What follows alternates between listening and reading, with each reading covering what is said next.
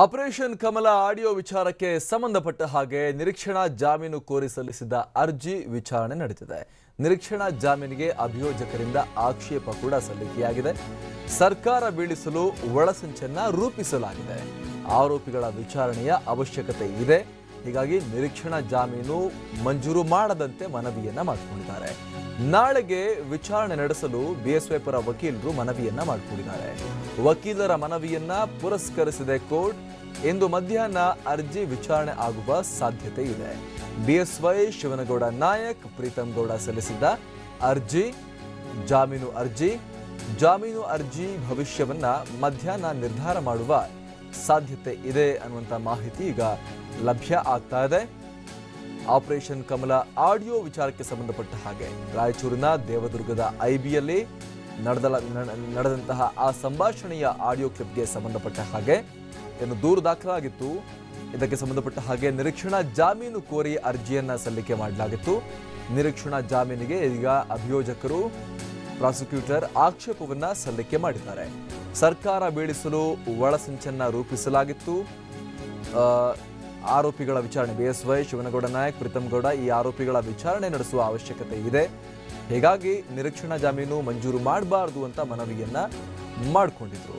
Operation ಕಮಲ audio ವಿಚಾರಕ್ಕೆ ಸಂಬಂಧಪಟ್ಟ ಹಾಗೆ ಇದೀಗ ನಿರೀಕ್ಷಣಾ ಜಾಮೀನು ಕೋರಿ ಸಲ್ಲಿಸಿದ ಅರ್ಜಿ ವಿಚಾರಣೆ ನಡೆದಿದೆ. ಇನ್ನು ನಾಳೆಗೆ ವಿಚಾರಣೆ ನಡೆಸಲು ಬಿಎಸ್ವೈ ಪರ ವಕೀಲರ ಮನವಿಯನ್ನು ಇವತ್ತು ಮಾಡಲಾಯಿತು. ವಕೀಲರ ಮನವಿಯನ್ನ ಪುರಸ್ಕರಿಸಲಿಲ್ಲ ಕೋರ್ಟ್. ನಾಳೆಗೆ ಮುಂದೂಡಿಕೆ ಮಾಡೋಕೆ ಒಪ್ಪಲಿಲ್ಲ ಕೋರ್ಟ್. ಇಂದು ಮಧ್ಯಾಹ್ನನೇ ಅರ್ಜಿ ವಿಚಾರಣೆ ಆಗುವ ಸಾಧ್ಯತೆ ಇದೆ. ಈಗ ಬಿಎಸ್ವೈ, ಶಿವನಗೌಡ ನಾಯಕ್ ಮತ್ತು ಪ್ರೀತಮ್ ಗೌಡ ಸಲ್ಲಿಸಿದ ಅರ್ಜಿ. ಮತ್ತಷ್ಟು ಮಾಹಿತಿಯನ್ನ ಕೊಡ್ತಾರೆ ನಮ್ಮ ಪ್ರತಿನಿಧಿ ರಮೇಶ್. ನಾಳೆಗೆ ಮುಂದೂಡಿಕೆ ಮಾಡುವಂತೆ ಮನವಿಯನ್ನ ಮಾಡಲಾಯಿತು ಬಿಎಸ್ವೈ ಪರ ವಕೀಲರಿಂದ, ಆದರೆ ಪುರಸ್ಕರಿಸಲಿಲ್ಲ ಕೋರ್ಟ್. ಇವತ್ತು ಮಧ್ಯಾಹ್ನನೇ ವಿಚಾರಣೆ ಆಗ್ಬೋದು ಅಂತ ಕೂಡ ಹೇಳಲಾಗ್ತಾ ಇದೆ.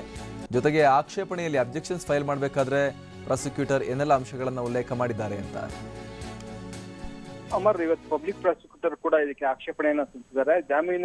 ಮಧ್ಯಂತರ ಜಾಮೀನು ಏನು ಕೋರ್ಟ್ ಕೊಟ್ಟಿದೆ ಅದನ್ನ ಮುಂದುವರಿಸಬಾರ್ದು, ಯಾಕೆಂದ್ರೆ ಇದೊಂದು ಗಂಭೀರ ಪ್ರಕರಣ ಮತ್ತೆ ಈ ಬಗ್ಗೆ ತನಿಖೆ ನಡೆಸುವಂತ ಅವಶ್ಯಕತೆ ಇದೆ ಅನ್ನುವಂತ ಮಾಹಿತಿಯನ್ನ ಕೋರ್ಟ್ ಗಮನಕ್ಕೆ ತಂದಿದ್ದಾರೆ. ಹೀಗಾಗಿ ಕೋರ್ಟ್ ಈಗ ವಿಚಾರಣೆ ನಾಳೆಗೆ ಮುಂದೂಡಿ ಅಂತ ಹೇಳಿ ಮನವಿ ಮಾಡಿದ್ರು. ಅದನ್ನ ಏನು ಪುರಸ್ಕರಿಸಿಲ್ಲ, ಬದಲಾಗಿ ಇವತ್ತೇ ವಿಚಾರಣೆ ಮಾಡ್ತೀವಿ ಅಂತ ಹೇಳಿ ಹೇಳಿದೆ. ಇದೇ ವೇಳೆ ಈಗಾಗಲೇ ಈ ಕೇಸ್ ಸಂಬಂಧಪಟ್ಟಂತೆ ದೇವದುರ್ಗ ಪೊಲೀಸ್ ಸ್ಟೇಷನ್ ಅಲ್ಲಿ ಏನು ಕೇಸ್ ದಾಖಲಾಗಿತ್ತು, ಆ ಕೇಸ್ಗೆ ಗುಲ್ಬರ್ಗಾ ಹೈಕೋರ್ಟ್ ಪೀಠ ಈಗಾಗಲೇ ತಡೆಯಾಜ್ಞೆಯನ್ನ ಕೊಟ್ಟಿದೆ. ಹೀಗಾಗಿ ಒಂದ್ ವೇಳೆ ಇಲ್ಲಿ ಕೋರ್ಟ್ ಜಾಮೀನು ನಿರಾಕರಿಸಿದ್ರು ಅದು ಸದ್ಯಕ್ಕೆ ಈ ಕೇಸ್ ಮೇಲೆ ಯಾವುದೇ ಪರಿಣಾಮ ಆಗುವಂತ ಸಾಧ್ಯತೆಗಳು ಕಡಿಮೆ. ಯಾಕಂದ್ರೆ ಈಗಾಗಲೇ ಪ್ರಕರಣಕ್ಕೆ ತಡೆ ಇದೆ. ಇದೊಂದು ಅಂದ್ರೆ ಈಗಾಗಲೇ ಅರ್ಜಿ ಸಲ್ಲಿಸಿರೋದ್ರಿಂದ, ಜಾಮೀನು ಕೂಡ ಅರ್ಜಿ ಸಲ್ಲಿಸಿರೋದ್ರಿಂದ ಅದನ್ನ ಪೂರ್ಣಗೊಳಿಸ್ಬೇಕಾ ಬೇಡವಾ, ಜಾಮೀನು ಕೊಡ್ಬೇಕು ಬೇಡ ಅನ್ನೋದನ್ನಷ್ಟೇ ಕೋರ್ಟ್ ತೀರ್ಮಾನ ಮಾಡುತ್ತೆ. ಅದು ಈಗಾಗಲೇ ತಡೆಯಾಜ್ಞೆ ಇರೋದ್ರಿಂದ, ಅಂದ್ರೆ FIR ಗೆ ತಡೆಯಾಜ್ಞೆ ಕೊಟ್ಟಿರೋದ್ರಿಂದ ಪೊಲೀಸರು ಈ ಕೇಸ್ನಲ್ಲಿ ತನಿಖೆ ಮುಂದುವರಿಸೋದಕ್ಕೆ ಸದ್ಯಕ್ಕೆ ಸಾಧ್ಯ ಇಲ್ಲ. ಯಾಕಂದ್ರೆ ಅಲ್ಲಿ ಗುಲ್ಬರ್ಗಾ ಹೈಕೋರ್ಟ್ ಪೀಠ ಏನ್ ತಡೆಯಾಜ್ಞೆ ಕೊಟ್ಟಿದೆ ಅದನ್ನ ಫಸ್ಟ್ ತೆರವುಗೊಳಿಸಬೇಕಾಗತ್ತೆ. ಅದಾದ್ಮೇಲೆ ಅಷ್ಟೇ ಈ ಕೇಸ್ನ ತನಿಖೆ ಮುಂದುವರಿಯೋದಕ್ಕೆ ಸಾಧ್ಯ. Amar, thank you Ramesh.